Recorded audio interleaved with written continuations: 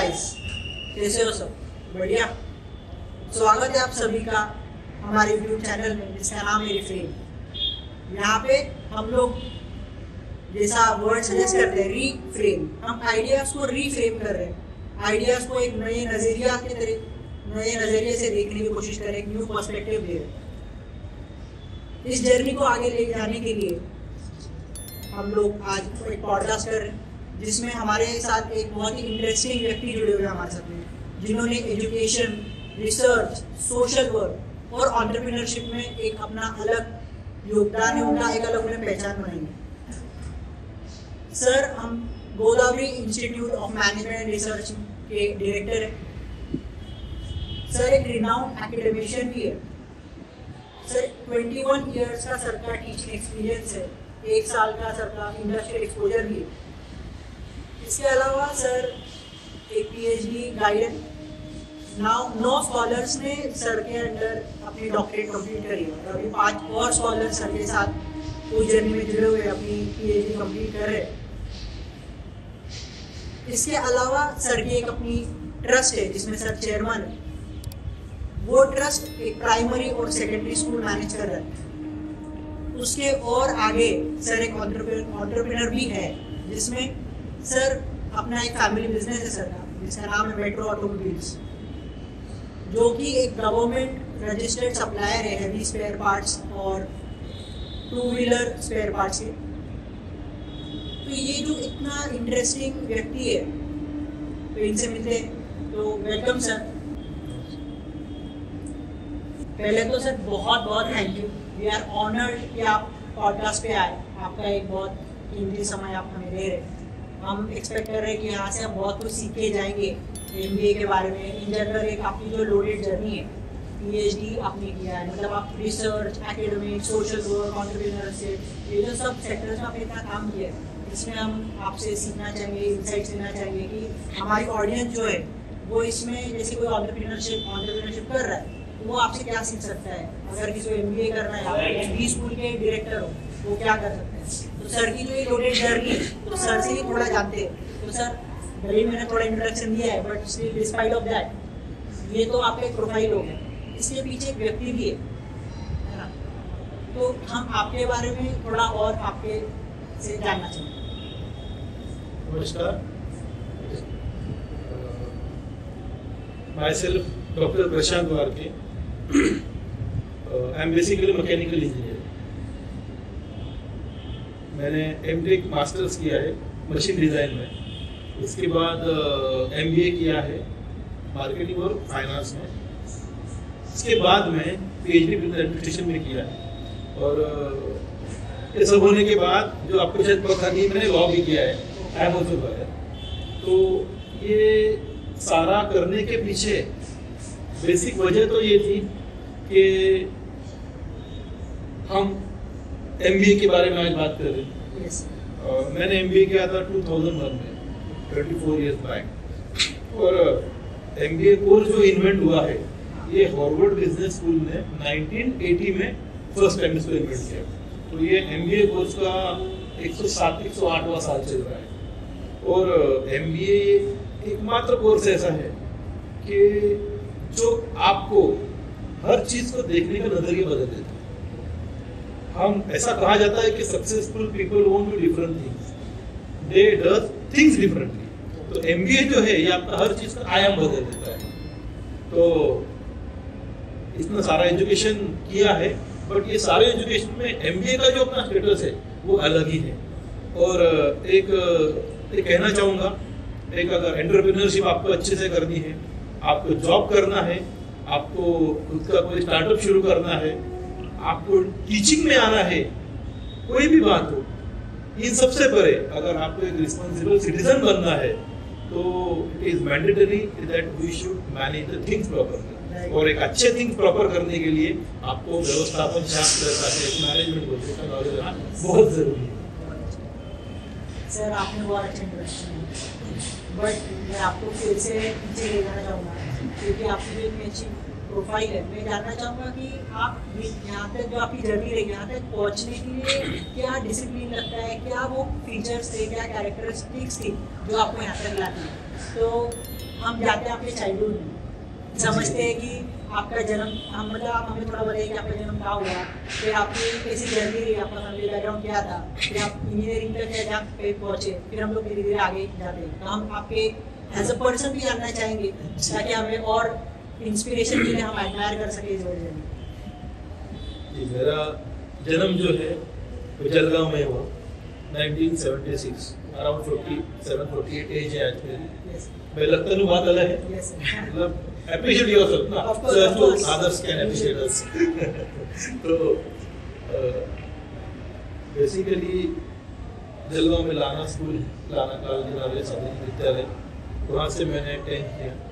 उसके बाद में एज यूजुअल जैसे अब यंग पीढ़ी को इसी माध्यम से मैं बोलना चाहूँगा, आजकल तो यंग पीढ़ी के पास काफ़ी अपना जो ये फ्री फ्रेम का पॉडकास्ट है, ऐसे कई सारे ऑप्शन है। हमारे पास वो नहीं था, हम चूज नहीं करते थे, हमें भेजा जाता था कि बच्चा क्या बनेगा, डॉक्टर या इंजीनियर। तो मेरा इंटरेस्ट भी इंजीनियरिंग में था, तो मैंने इंजीनियरिंग किया। तो उसके बाद में मैनेजमेंट की, और जैसे कि मेरा स्टार्टिंग से पैशन था कि मुझे कोई भी चीज़ बताने और समझाने में बहुत अच्छा लगता है किसी को, तो मुझे बाय इंटरेस्ट मैंने टीचिंग ज्वाइन किया। 2001 में मैंने Godavari institute of management and research जो है डॉक्टर उल्लास पटेल के चेयरमैन गोदावरी फाउंडेशन के, वहाँ पर मैंने मेरा करियर स्टार्ट किया और आज तक मैं वहीं पर हूँ पिछले 30 साल। सॉरी मैं आपको इंटरप्ट कर रहा हूँ। जैसा आपने बोला कि आपका जलगांव में जन्म हुआ, आपने स्कूलिंग लाना ये स्कूल से विद्यालय से स्कूलिंग किया, उसके बाद में आपने इंजीनियरिंग ऑप्ट करने के लिए चॉइस किया क्योंकि कोई ऑप्शन नहीं था तब, एक ये था कि डॉक्टर बनोगे या तो इंजीनियर बनोगे, तो एक कंपल्शन तरीके से आपने वो इंजीनियरिंग करी। फिर उसके बाद में आपने बोला कि आपने एमटेक किया। अब सर आप एक डायरेक्टर हो स्कूल के, हर एक बच्चा जब एडमिशन करने जाता है तो उसको इंटरव्यू में क्वेश्चन पूछते व्हाई एमबीए। तो सर मेरा ये आपसे फर्स्ट क्वेश्चन है कि आपने इंजीनियरिंग के बाद एमबीए किया, तो सर आपका क्या था, व्हाई एमबीए सर, आपका क्या आंसर है? इंजीनियरिंग के बाद जो एमबीए मैंने किया, ये तो 1999 की बात है। उस टाइम में इंस्टीट्यूट भी काफ़ी कम थे, बच्चे भी काफ़ी कम थे एमबीए करने वाले। मतलब मुझे याद है लगभग 60 से 65 इंस्टीट्यूट स्टेट ऑफ महाराष्ट्र में थे और उसमें 7 से 8 हज़ार सीट। आज का स्टेटिस्टिक ये है कि लगभग 380 इंस्टीट्यूट महाराष्ट्र में है और सीट है 35 से 38 हज़ार। तो उस टाइम एमबीए करने के लिए एक काफ़ी सिलेक्टेड मॉक जाता था, और जैसा कि मुझे था कि मुझे पहले से टीचिंग में इंटरेस्ट था, तो teaching at the same time teaching करते हुए मुझे रीडिंग में भी काफ़ी इंटरेस्ट था, और ये इंटरेस्ट ही मुझे मैनेजमेंट कोर्सेज की तरफ लेके गया। आज हम देखते हैं कि हमें you can win Shivcharan book होगी, विंग्स ऑफ फायर एपिसोड 2 कलाम का हो गया, या आदरणीय मोदी जी का मिशन 2047 है। ये सारा इसके ऊपर मटेरियल हमारे पास अवेलेबल है आज की डेट में, आपके साथ अवेलेबल है हमारे पास। उस जमाने में ये सारा आपको वाचनालय में जाके, लाइब्रेरी में जाके खुद से ढूंढना पड़ता था, गूगल नहीं था। तो मेरा चॉइस ही खुद का एमबीए करना था, इसलिए सर जब आपने एमबीए कर रहे थे आपने 2000 आप क्या कौन सी 1998 में सर आपने एमबीए किया। अब हम इसको फास्ट फॉरवर्ड करते हैं 2024 में, उसके बाद में आपने एक्सपीरियंस आपका रहा अगर आप डायरेक्टर बने होते तो आप तब के एमबीए और आज के इसमें क्या फ़र्क देखते हो?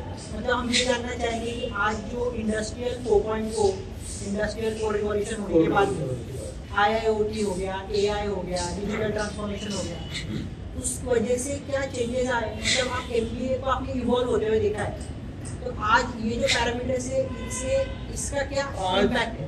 आज जो है प्रेजेंटेशन स्किल्स और ये सारी चीज़ें पूरी तरह से बदल चुकी है। मैं जो व्यूअर्स देख रहे हैं उनको एक अच्छा इंटरेस्टिंग एग्जांपल देना चाहूँगा। हम जब घर में थोड़ा लिटिल खाते हैं तो हम मुरमुरा खाते हैं, मुरमुरा खाते हैं। तो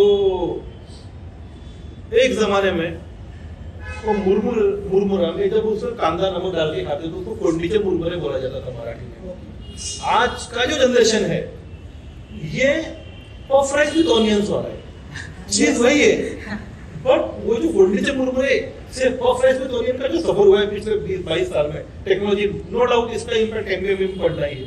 कंपटीशन जो है वो हम बोलते हैं 2 गुना बढ़ा है, 3 गुना बढ़ा है, मैं कहूँगा कंपटीशन 100 गुना बढ़ा है। नारायण मूर्ति जी का एक स्टेटमेंट है कि उनको सबसे ज्यादा अगर कोई चीज जरूरी है आज की डेट में, आज के एमबीए में, तो वो एम्प्लॉयबिलिटी। 1999 में या 2001 में एम्प्लॉयबिलिटी उतनी मैटर नहीं करती थी, क्योंकि सिर्फ क्वालिटी पे काम चल जाता था, क्योंकि ऑप्शंस कई सारे अवेलेबल थे। आज की डेट में ऐसा है कि आपके पास एलिजिबिलिटी है, आपके पास क्वालिटी है, बट स्टिल अगर आपके पास एम्प्लॉयबिलिटी नहीं है तो आप सिलेक्ट नहीं हो सकते। ये एक बहुत बड़ा डिफरेंस जो आया है टेक्नोलॉजिकल एडवांसमेंट की वजह से है। एक 20 साल पहले ऐसे लिखा जाता था कोई भी कंपनी की या बड़ी एमएनसी कंपनी के ऐड में कि रिक्वायरमेंट फॉर फाइनेंशियल कैंडिडेट, वो लिखते थे कि ICWI/CA/MBA फाइनेंस। आज की डेट में ICWI का रोल टोटल अलग है, CA का टोटल अलग है और MBA फाइनेंस का टोटल अलग है। तो ये एक बेसिक डिफरेंस आपको है। तो सर अभी एक दूसरा वापस शिफ्ट करेंगे क्वेश्चन को। आप एक भी स्कूल के हेड हो गए, मैं रिपीट कर रहा हूँ बार-बार, बड़ी इंपॉर्टेंट एक्सप्रेशन के लिए कि आप जो स्टूडेंट्स अभी MBA के लिए प्रिपेयर कर रहे हैं, भी वो ग्रेजुएशन में होंगे या फिर कोई कहीं पे काम कर रहे होंगे, वर्क कर रहे होंगे, तो जब हम स्टूडेंट्स को सिलेक्ट करते हैं तो हम क्या पैरामीटर्स है जो देखते हैं, मतलब हम क्या देखते हैं एक बच्चे में उसको सिलेक्ट करने के पहले, अगर आप बता पाओ। अभी ये जो आपका सवाल है, ये इटसेल्फ थोड़ा ट्रिकी टाइप का है, क्योंकि MBA एस्पायरेंट्स को आजकल 3 तरह के ऑप्शंस हैं। पहला ऑप्शन जो है कि वो डिस्टेंस में करते हैं, डिस्टेंस कोर्स में करते हैं, या जो हम इसको बोलते हैं कि उसको डिस्टेंस कोर्स में वो करते हैं, या फिर हम उसको बोल सकते हैं कि उसको ऑनलाइन करते हैं। तो एग्जीक्यूटिव ऑनलाइन जब हम करते हैं तो हमारे पास कैंडिडेट सिलेक्ट करने का as a head of the institute हमारे पास सिलेक्शन करने का चॉइस नहीं होता।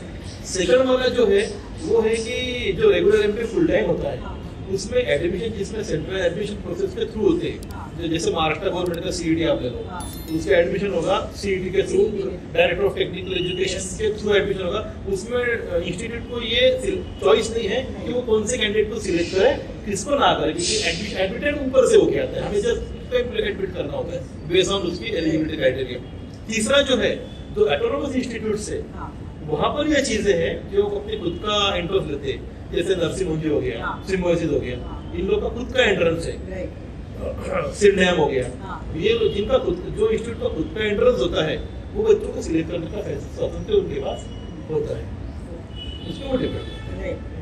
हमारे पास कैंडिडेट 90% इंस्टीट्यूट में कैंडिडेट सिलेक्ट करने का उनको खुद को स्वतंत्र नहीं होता है, फैसिलिटी होती है, बट जो मॉब आया हुआ 120 बच्चों का, 180 बच्चों का हो, वो बच्चों को देख के पहले इंप्रेशन में पता चल जाता है कि भाई कौन सा बच्चा कहाँ तक जा सकता है, कौन सा बच्चा 20,000 का पैकेज ले सकता है और कौन सा बच्चा 2 लाख का पैकेज ले सकता है, पर मंथ की बात है, ये हमें कैंडिडेट देखने के बाद पता चलता है। मैं थोड़ा इसको एक फिर से समराइज करता हूँ अपने ऑडियंसेस के लिए कि जैसे डिफरेंट एंट्रेंस एग्जाम्स जैसे सर ने बताया, तो आप जैसे CET, महाराष्ट्र CET जो एग्जाम है, वैसे कोई एग्जाम देते हो, तो उसमें जो प्रोसेस है उसमें सिर्फ आप एग्जाम दोगे, उसमें इंटरव्यू जो एक स्टेप है वो उसमें नहीं है, आपके मार्क्स के बेसिस पे आपका एडमिशन हो रहा है, वो डायरेक्टली एडमिशन हो रहा है। वेयरएज जो अदर एंट्रेंस एग्जाम्स है उसमें जैसे कैट हो गया, जैट हो गया, अलग जो भी एग्जाम अवेलेबल है इंडिया में, उसमें आपको फर्स्ट स्टेप एग्जाम देना, उसके बाद में आपको इंटरव्यू भी देना है। तो वो सर उसकी बात करें, यहाँ पे इंटरव्यू का स्टेप है तो वो अपना इंटरव्यू उनके पास ऑप्शन है वो चेक करने का, वेयरएज महाराष्ट्र स्टेट से जो सिलेक्ट हो रही है उनके पास वो ऑप्शन नहीं है। तो सर इसको मैं और अलग तरीके से पूछना चाहूँगा कि मुझे ये समझना है कि जो बच्चा MBA में आ रहा है उसके पास कौन सी स्किल्स होनी चाहिए ताकि वो जो MBA कोर्स है उसके लिए वो आसान हो जाए, या वो थोड़ा बेटर इक्विप्ड हो उस कोर्स के लिए, कौन सी स्किल है, जैसे कुछ कम्युनिकेशन स्किल्स है या कुछ ऐसे पर्टिकुलर स्किल्स जो अगर उसके पास रहेंगे तो वो कोर्स अच्छे से बेटर तरीके से एक्सप्लोर कर पाएगा, उसके लिए वो बेटर फिट रहेगा। देखिए ऐसा है कि एक फेमस प्रोवर्ब है सर, वो है कि whatever be the size of candle, each same brightness. It's not the matter of your position, your ability that shines. इसका मतलब है कि आप मोमबत्ती जो है वो कितनी भी बड़ी हो कितनी भी छोटी हो, उसका प्रकाश एक तरीका होता है, ये आपके ऊपर डिपेंड है कि आप खुद के प्रकाश को किस तरीके से आप प्रकाशित करके दूसरों को प्रकाश देते हो।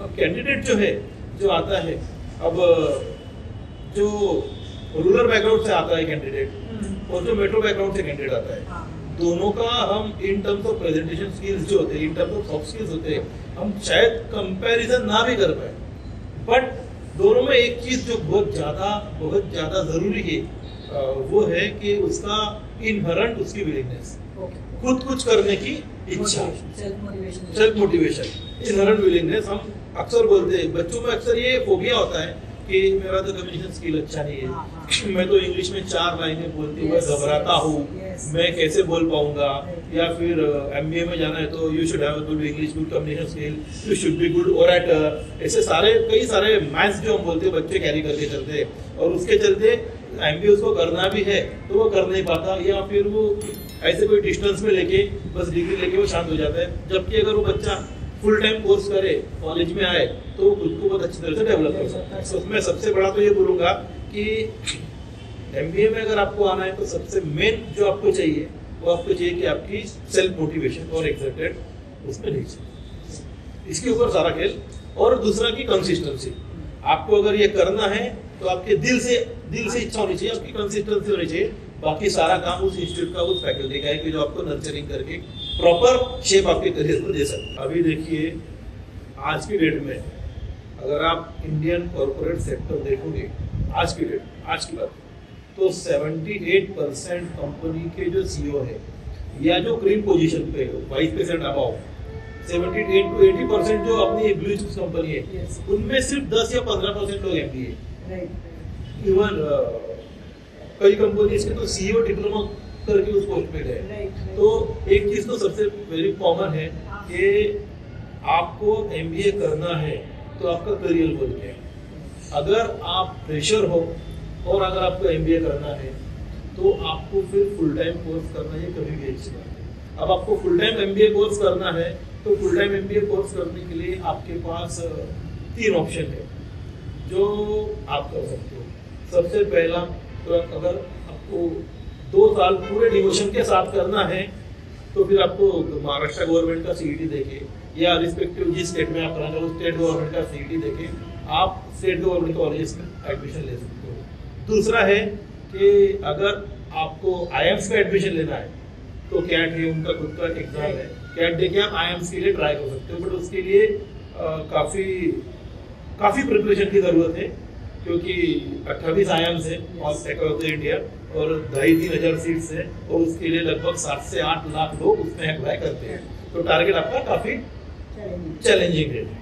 तो ये दूसरा ऑप्शन। और तीसरा, अगर आपको रेगुलर ये डीम यूनिवर्सिटीज में अगर आपको MBA करना है, जैसे वेलिंगकर हो गया, मैंने पहले बोला वेलिंगकर हो गया, उसके बाद में सिम्बायोसिस हो गया, तो आपको उस पर्टिकुलर यूनिवर्सिटी का एंट्रेंस देना होगा। ये हो गया फुल टाइम के बारे में, जो बच्चा जस्ट अभी पास आउट हुआ और फुल टाइम 2 साल वो दे सकता है। बाकी जो बंदा वर्किंग में है, अगर कोई बंदा वर्किंग में 4-5 साल वो वर्क कर रहा है, तो ये तो क्लियर बात है कि अगर वो रेगुलर MBA में आएगा तो उसका 2 साल का तो फिर उसको सैलरी भी उसकी जाएगी और उसका 2 साल का ब्रेक भी हो जाएगा। और काफी कम बार ऐसा होता है आजकल की कॉम्पिटिटिव एनवायरनमेंट में कि कंपनी उसको फुल टाइम MBA के लिए 2 साल का छुट्टी देती है। ऐसा आजकल काफी कम बार होता है। तो उस केस में उसके बाद बच्चे के पास ऑप्शन बचता है कि वो एग्जीक्यूटिव MBA कर ले, या उसके बाद वो, या फिर उस केस में बच्चा पार्ट टाइम की डिस्टेंस वाला कर ले। हालांकि अगर आपको MBA में करियर करना है, जैसे आज भी कई सारे ऑप्शंस ऐसे जिसमें आपको फुल टाइम या जिसमें आपको पार्ट टाइम या ये कर एग्जीक्यूटिव MBA नहीं चलते। जैसे अगर आप बैंक का एग्जाम दे रहे हो, बैंकिंग ऑफिसर का, अगर आप ADB एग्रीकल्चर डेवलपमेंट बैंक जो स्टेट बैंक का है उसका अगर आप एग्जाम दे रहे हो तो आपको एग्जीक्यूटिव MBA नहीं चलेगा, आपको फुल टाइम MBA ही लगेगा, which is duly approved by all India council of technical education, जिसको AICTE की अप्रूवल है, उसी कॉलेज को आपसे चलेगा। अगर आपको टीचिंग प्रोफेशन में आना है, अगर आपको PhD करना है, तो आपका जो MBA that should be regular, वो डिस्टेंस वाला उसमें नहीं होता, आपकी डिग्री UGC से अप्रूव होनी चाहिए। But on the contrary, on the other hand, अगर आप कंपनी में कॉर्पोरेट में काम कर रहे हो जैसे आप एक कंपनी में एक अच्छी पोजीशन पे काम कर रहे हो, आपको एमबीए करना है, तो आपको ये सारी लीगलिटीज का कोई आपके लिए मायने नहीं रखती। अगर आप एग्जीक्यूटिव एमबीए कर लेते हो तो भी उससे आपका काम हो जाता है, बिकॉज जहाँ पर आप जॉब कर रहे हो अल्टीमेटली उस एम्प्लॉयर की डिजायर क्या है कि you should have that much of capacity and that much of vocabulary on that particular skill. skill आपको अलाउ करना है, और आपका भी रोल वही है। आपको डिग्री से ज्यादा आपको क्वालिटी मैटर करती है और आपको स्किल्स मैटर करती है जो आपने उसमें ऑब्जर्व करनी है। तो ये डिपेंडेंट है। तो मैं यही चाहूंगा कि जो फ्रेश बंदे हैं वो एटलीस्ट 2 साल इसमें फुल्ली डिवोट करें। जो रेगुलर जो ऑलरेडी एंगेज है, जो ऑलरेडी जॉब कर रहे हैं, वो बच्चों ने they should think over that executive MBA. और इसमें एक चीज और आई हुई है जो शायद अभी 2 महीने पहले निकले, शायद वो भी किसी को पता नहीं इस साल ठीक से। वो ऐसा है कि those who belong to engineering background, जो भी लोग इंजीनियरिंग बैकग्राउंड में डिग्री कर चुके हैं 4 साल की, उन लोगों को इस साल से एमबीए और एमसीए के डायरेक्ट सेकंड ईयर में एडमिशन मिल रहा है।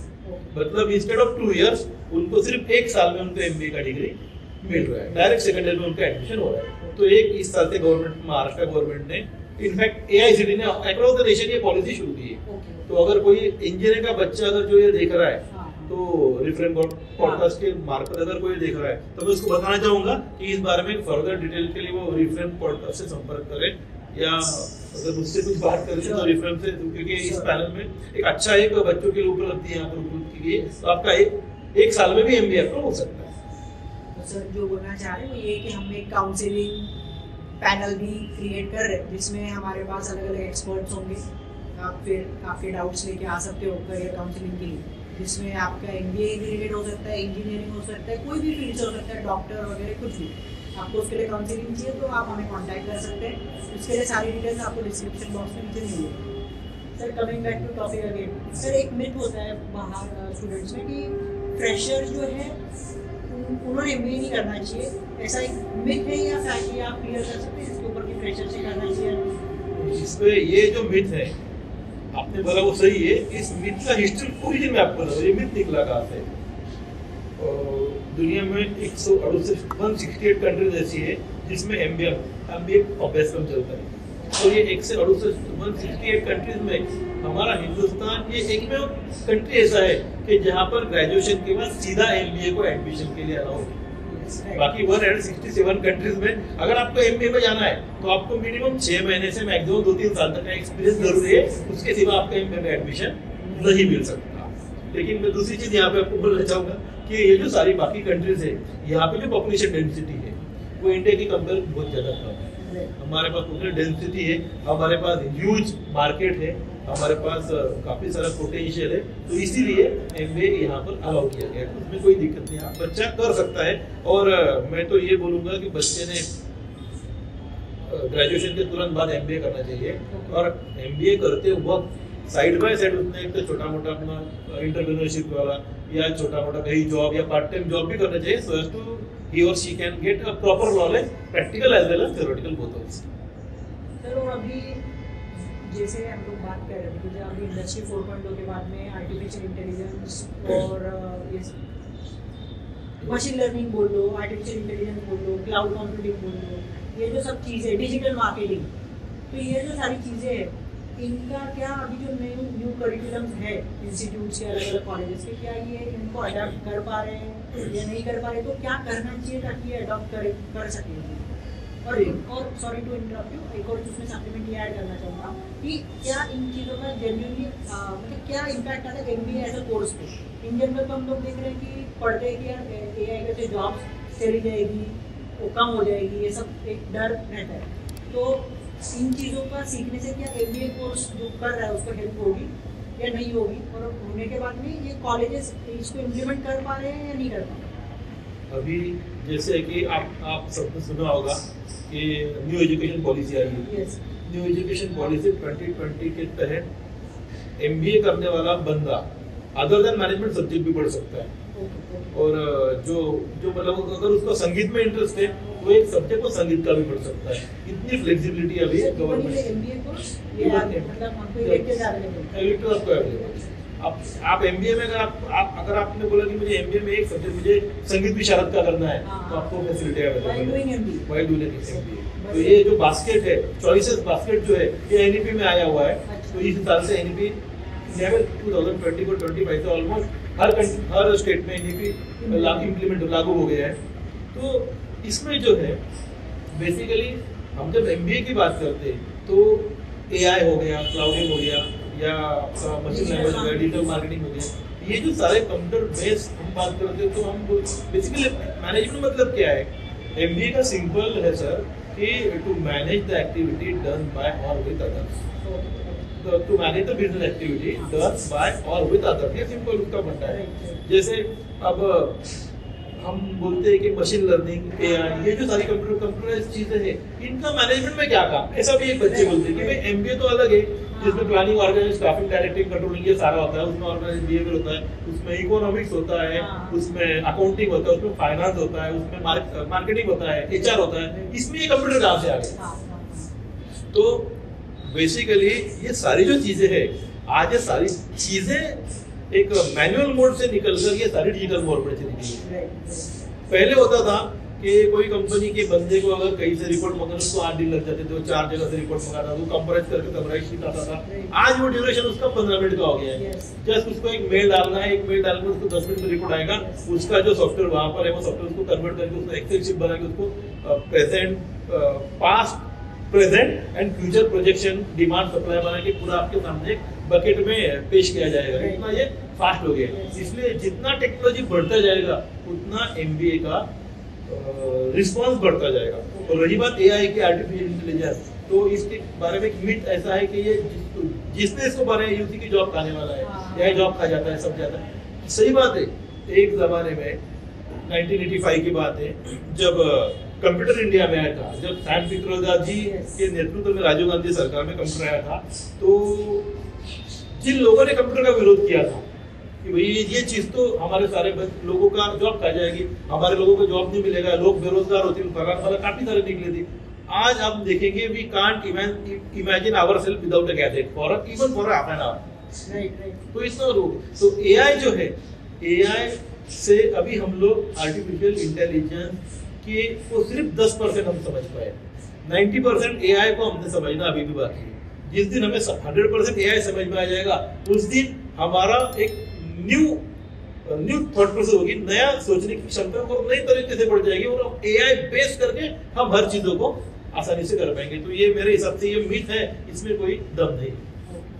सर, आज के टाइम में हम लोग देख रहे हैं कि एमबीए में कुछ न्यू स्पेशलाइजेशंस आ गए, तो एक क्वेश्चन ऐसा आता है स्टूडेंट्स का या जो परस्यू करना चाह रहे हैं, तो ये आता है कि हम लोग ने जनरलाइज एमबीए के लिए जाना चाहिए या अभी आज के टाइम में स्पेशलाइजेशन का ज़्यादा महत्व है ओवर जनरलाइजेशन के ऊपर? अगर आप, और इसके साथ हम लोग ये भी जानना चाहेंगे कि क्या आप बता सकते हो कि न्यू स्पेशलाइजेशन क्या क्या अभी अवेलेबल है जो कोई परस्यू कर सकता है?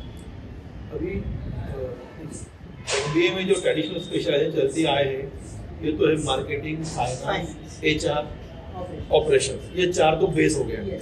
इसके बाद में एग्रो बिजनेस से लेके, हॉस्पिटैलिटी से लेके, सिस्टम आईटी से लेके, रिटेल मैनेजमेंट से लेके, इंटरनेशनल बिजनेस मैनेजमेंट है, इससे लेके कई सारे स्पेशलाइजेशन, स्पोर्ट्स मैनेजमेंट, कई सारे स्पेशलाइजेशन इसमें आए हैं। इवन डिजास्टर मैनेजमेंट भी आया हुआ है, कई सारे स्पेशलाइजेशन आए। तो इसमें एक बेसिक चीज ये है कि आपने स्पेशलाइजेशन कौन सा चूज करना है, ये 2 चीजों पे डिपेंड है। पहला तो आपका बेसिक क्वालिफिकेशन क्या है, और दूसरा जो आपका इंटरेस्ट कितना है। जैसे अगर किसी बंदे को, अगर उसने बीकॉम या बीबीएस किया हुआ है और अगर उसको बैंक में, फाइनेंशियल सेक्टर में उसको जॉब करना है, तो नो डाउट उसको एक उसका फर्स्ट चॉइस जो है उसका फाइनेंस होना चाहिए। अगर उसको फाइनेंस में उतना इंटरेस्ट नहीं है, फिर उसको बैंकिंग में जाना है, तो उसने एमबीए बैंकिंग में करना चाहिए। अगर उसमें भी इंटरेस्ट नहीं है, तो फिर उसने एटलीस्ट एमबीए बिजनेस एनालिटिक्स में करना चाहिए। अगर वही बंदा उसका एमबीए अगर एचआर में करेगा और बैंक में जॉब की उम्मीद रखेगा, वो तो गलत है। लेकिन अगर समझो वो उसको बैंक में जॉब करना, एक बंदे को बैंक में जॉब करना है और उसने इंजीनियरिंग कर रखा है, अब उसको इंजीनियरिंग करने के बाद में अगर उसको ऐसा होता है कि नहीं यार मुझे तो बैंक में जॉब करना है, बट उसकी पहली डिग्री उसमें उसको प्रॉब्लम आता है। तो इस केस में वो engineering whatever be the branch of engineering, civil हो, मैकेनिकल हो, कोई भी हो, उस बंदे को फिर बैंक में एमबीए फाइनेंस करने के बाद में उसके बाद जो सैप के मॉड्यूल्स होते हैं वो मॉड्यूल्स करने के बाद फिर उस मॉड्यूल्स के बेस पे एमबीए फाइनेंस के बेस पे फिर उसको बैंक में एग्जाम देके उसमें जॉब करना चाहिए। अगर गवर्नमेंट के तो एग्जाम देके करना चाहिए, अगर प्राइवेट है तो फिर बेस ऑन स्किल्स उसको करना चाहिए। तो दो चीजें सबसे ज्यादा मैटर करती है, पहला तो उसका खुद का स्पेशलाइजेशन जो उसने ग्रेजुएशन में लिया है, और दूसरा उसका इंटरेस्ट। और सर ये जो स्पेशलाइजेशन जैसे आपने बताया हेल्थ केयर मैनेजमेंट के साथ या स्पोर्ट्स मैनेजमेंट, जैसे जैसे अभी हम लोग देखते हैं न्यूज़पेपर्स में वगैरह कि आजकल आईपीएल की टीम मतलब डिफरेंट लीग्स बहुत अब मशरूम हो रही है, बढ़ रही है, तो इसलिए बोल रहे हैं कि स्पोर्ट्स मैनेजमेंट अगर आप परस्यू करो तो एक बहुत फर्स्ट मूवर्स एडवांटेज बोलो या नीश है वो जिसमें ग्रोथ मिल सकती है। तो इसी तरीके से आपको लगता है क्या कि ये जो स्पेशलाइजेशन जो नए आ रहे हैं ये रिस्क तो उसमें लग रही है, पर आपका क्या आकलन है कि ये सही में आगे ग्रो करेंगे या इट इज बेटर कि हम जनरलाइज मैनेजमेंट के साथ जाएं? देखिए एमबीए तो बेसिकली रिलेटेड है बिजनेस से। हाँ। और कोई भी दुनिया का कोई भी बिजनेस हो उसका अपना खुद का एक बेसिक प्रिंसिपल है कि more risk more profit, no risk no profit. अब बच्चे जो है ये जब एमबीए करते हैं तो वो जनरल इसलिए प्रेफर करते हैं क्योंकि उनको लगता है कि based on this general MBA marketing finance HR operation you can apply anywhere, आप कहीं पर भी कोई भी जॉब पे अप्लाई कर सकते हो, you have ample tremendous opportunity. वही अगर किसी ने एमबीए स्पोर्ट्स में लिया है तो उसको ये पता है कि मुझे सिर्फ गिने चुने जगह पे ही मुझे एप्लीकेशन का मौका मिलेगा, तो वो उतना रिस्क ले रहा है, वो उसका जो खुद का स्कोप है वो उसको काफी ज्यादा उसको नैरो डाउन कर रहा है। बट ये स्कोप नैरो डाउन करते हुए वो ये सोचता है कि मेरा स्कोप नैरो डाउन हो गया, लेकिन वो उसी चीज में ये नहीं सोच रहा है कि भाई मेरा स्कोप नैरो डाउन हो गया लेकिन एप्लीकेंट भी नैरो डाउन हो गया। अगर वहां पर लाख लोगों को उसको फेस करना है तो यहाँ पर उसको 100 लोगों को फेस करना है। तो जॉब टू एप्लीकेशन रेशियो जो इस केस में स्पेशलाइज के केस में हमेशा कम होता है, लेकिन जो कि बच्चे रिस्क नहीं लेना चाहते इसलिए बच्चे उसका इंटरेस्ट डेवलप करने के बावजूद भी उस चीज को नहीं करते। तो मैं तो उल्टा कहूंगा कि जो नया स्पेशलाइजेशन कोर्स आया हुआ है, एमबीए एविएशन भी है, एमबीए डिजास्टर मैनेजमेंट है, hospitality and health care management है, तो ऐसे कई सारे, जैसे for example MBA hospital and health care management का कोर्स है। ये कोर्स पूरे महाराष्ट्र में सिर्फ हमारे कॉलेज में गोदावरी में चल रहा है।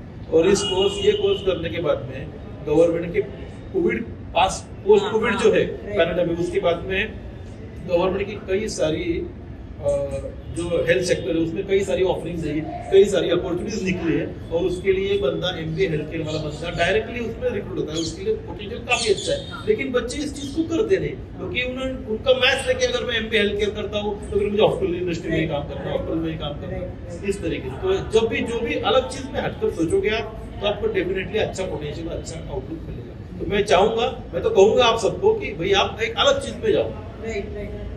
मतलब एक तरीके से आप क्या ये बोलना चाह रहे हो कि ये ना सोचते हुए कि इसमें कितना ज्यादा स्कोप है, आप पहले ये सोचो कि आपका इंटरेस्ट क्या है, आपका पैशन क्या है, क्योंकि आप एक मास्टर्स डिग्री कर रहे हो। मोस्टली हम लोग देखते हैं कि मास्टर्स डिग्री क्लास डिग्री होती है, बहुत रेयरली लोग उसके बाद पढ़ते हैं, जॉब करते हैं। तो इट इज बेटर कि आप आपका पैशन और इंटरेस्ट फॉलो करो, नहीं तो फिर से आप अटक जाओगे कहीं पर, फिर आप रिग्रेट करो, मुझे रिग्रेट करो, उससे अच्छा ये चीज अभी। सर जैसे भी हम लोग ने जनरलाइजेशन और स्पेशलाइजेशन की बात की, तो एक और चीज़ देखी जाती है कि इंटरडिसिप्लिनरी लर्निंग की जो बात करते हैं हम लोग, कि जो एचआर वाला है उसको थोड़ा अगर दूसरी इसका नॉट इन डिटेल बट थोड़ा अगर नॉलेज है तो क्या उसका क्या इम्पैक्ट होता है एक लर्निंग में, मतलब कि उसका क्या रोल है। जैसे फॉर एग्जांपल मैं आपको फॉर कॉन्ट्रैक्ट देता हूँ, जब भी मैं जॉब कर रहा था तो जैसे मैंने प्रोजेक्ट एग्जीक्यूट किया हम लोग ने इन्वेंट्री मैनेजमेंट, तो जब मैं उसमें टीम मैनेज कर रहा हूँ तो मेरे टीम में डिफरेंट स्टेक होल्डर्स हैं। फाइनेंस का बंदा भी इन्वेंट्री मैनेजमेंट को हमें फाइनेंस का अंडरस्टैंडिंग देगा जिसका फाइनेंस पे क्या इम्पैक्ट है। उसके बाद में हमारे पास में ऑपरेटर्स हैं जो एक्चुअल बताएंगे कि उसका टेक्निकल अंडरस्टैंडिंग देंगे, सब्जेक्ट मैटर एक्सपर्ट होंगे। तो जो एक मैनेजर है उसको ये जो टीम हैंडल करनी है जिसमें अलग अलग फील्ड से लोग हैं, तो इसमें इंटरडिसिप्लिनरी लर्निंग अगर उसके पास रहेगी तो उसका क्या जॉब में उसको फ़ायदा होगा, और अगर होगा तो ये इसकी शुरुआत ऑन द जॉब होनी चाहिए या आप जब कोर्स कर रहे हो उसी के साथ आपको कोर्स का मिक्स लेना चाहिए, मतलब कैसे इसको हैंडल करना है इंटरडिसिप्लिनरी लर्निंग। अभी ये जो इंटरडिसिप्लिनरी लर्निंग है इसका इम्पोर्टेंस न्यू एजुकेशन पॉलिसी में बहुत ज़्यादा है। और एमबीए में तो पहले से ही अगर आप पुराना एमबीए का सिलेबस देखो, पुराना मतलब टिल 2023, तो उसमें भी था कि फर्स्ट ईयर जो है फर्स्ट ईयर कॉमन होता है, उसमें सारे सब्जेक्ट्स होते हैं। मतलब अगर बच्चे ने बीकॉम किया हुआ है, उसको सेकंड उसने एमबीए मार्केटिंग, उसने एमबीए फाइनेंस में एडमिशन लिया है, तो एमबीए फर्स्ट ईयर का जो कोर्स है उसका, वो फर्स्ट ईयर में उसको इकोनॉमिक्स भी पढ़ना है, उसको एचआर भी पढ़ना है, उसको मार्केटिंग भी पढ़ना है, उसको ऑपरेशन भी पढ़ना है, और उसको सिस्टम आईटी भी पढ़ना है, और जो स्पेशलाइज के सब्जेक्ट्स है उसको सेकंड ईयर में आने हैं। मतलब ये इसी तरीके से डिजाइन किया था कि बच्चे को अगर वो बाद में मैनेजर के पोस्ट पे आता है, कहीं पर भी कोई भी जॉब करता है, टीम को वर्क करता है, तो एटलीस्ट उसको हर एमबीए में जितने स्पेशलाइजेशन है, हर स्पेशलाइजेशन की उसको एटलीस्ट एबीसीडी पता हो, बेसिक कांसेप्ट उसके क्लियर हो, इस तरीके से इसको डिजाइन किया था। अब एनईपी में जो है इसके ऊपर बहुत ज्यादा फोकस कर दिया गया। अब एनईपी में ऐसा है कि उसको ये तो पता होना ही चाहिए, साइड बाय साइड उसका जो खुद का इंटरेस्ट एरिया है वो भी उसको उसके साथ उसको रखने के लिए उसको एक चांस देना चाहिए, इसलिए उसमें अलग सब्जेक्ट भी उसमें, तो इंटरडिसिप्लिनरी का एक काफी योगदान है।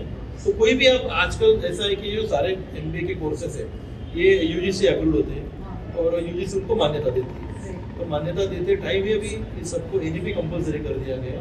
तो इसलिए भारत इंडिया में कहीं पर भी कोई भी कोर्स आप एमबीए रिलेटेड करते हो तो उसमें आपको ये कॉम्पोजिट मिक्सचर क्लबिंग उसमें मिल ही जाएगा एक अच्छे तरीके से, तो उसका चिंता करने की जरूरत नहीं, वो course will take care of it, course will take care of it. तो सर आज एक जो क्वेश्चन आता है अभी जो न्यू स्टूडेंट्स होते हैं, ये भी एक क्वेश्चन आता है एस्पिरेंट्स को कि क्या एमबीए आज के टाइम में रेलेवेंट है। उसका कॉन्टेक्स्ट सर ऐसा है कि हम लोग देख रहे हैं कि विदाउट आजकल स्टार्टअप ही कल्चर बहुत स्टार्ट हो गया, तो इमीडिएटली आफ्टर ग्रेजुएशन लोग इंक्यूबेशन में जा रहे हैं, एंटरप्रेन्योरशिप परस्यू कर रहे हैं।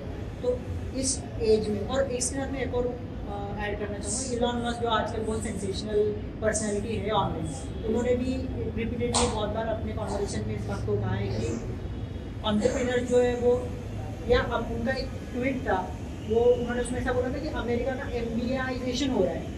क्यों? क्योंकि आजकल एंटरप्रेन्योर ज़्यादा बोर्ड मीटिंग, एक्सेल शीट इसमें लगे हुए, रादर देन डेवलपिंग प्रोडक्ट और सर्विसेज, उस पर ज़्यादा काम करने से ज़्यादा मीटिंग ज़्यादा हो रही है और वो सब चीज़ें ज़्यादा हो रही है, उसके अराउंड की चीज़ें ज़्यादा हो रही है, कोर पे फोकस कम हो रहा है।